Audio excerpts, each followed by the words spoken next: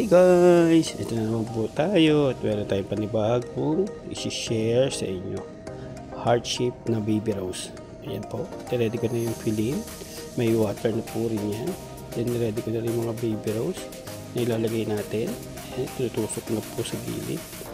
Ayan, lilibutan lang po natin yan ng mga baby rose hanggang makover yung filling. Ayan. Simulan natin sa puti, then nilagyan natin siya ng kulay pink. Yan po yung kulay ng customer na napili niya. Ayan, tuloy-tuloy lang po natin i-cover. Ayan, may guide na po tayo. Sundan natin yung baby rose na pink na napili ng customer. Tutusok din natin at i-level din po natin para lahat maayos. Tuloy-tuloy lang po natin ang paglalagay ng baby rose hanggang makover yung pilin. Ayan po, maraming salamat po sa mga tumatapos ng video ko. God bless po sa inyong lahat. Salamat po. Tuloy po natin yung paglalagay ng mga baby rose.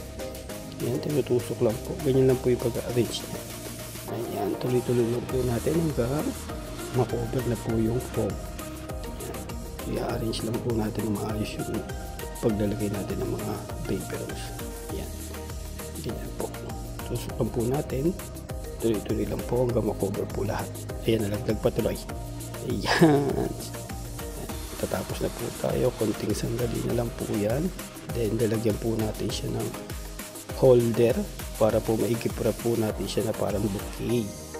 Yan po. Ang gagamitin natin gift wrapping dyan ay kulay puti. Malapit na po tayo matapos. At sisimulan na po natin i-gift wrap po yung heart shape na baby rose. Ayan. Tapos na po natin. Ayan, nais ko ba ito mabuti.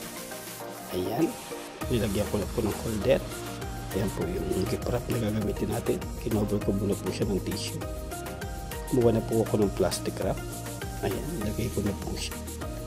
Dahan-dahan na po ang pag-gift wrap at may tendency pong matanggal yung mga baby rose sa pagkakatusok ninyo sa filling. Ayan, kaya hinay-hinay lang sa galawan kahit nagmamadali tayo. Ayan, matatapos na po tayo mag-gift wrap. At hindi kong kalimutan mag-like at subscribe sa aking page. Maraming po salamat. Ayan, tapos na po tayo at lalagyan natin po natin mamaya-maya ng ribbon.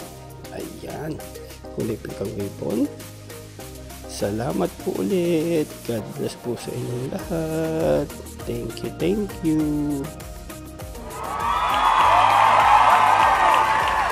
Ayan na po.